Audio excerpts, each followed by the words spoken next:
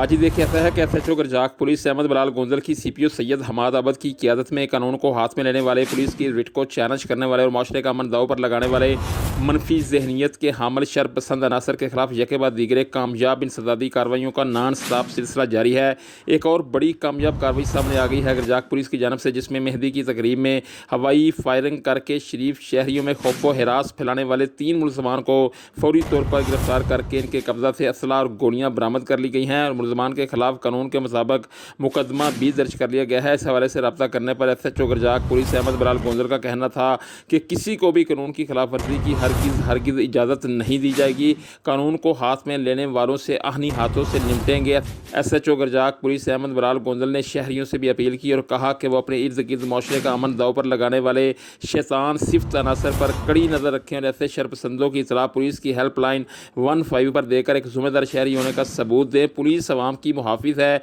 शहरियों की जानो माल, इज़्ज़त और आबरू की हिफाजत के लिए कोई कसर ना उठा रखी जाएगी।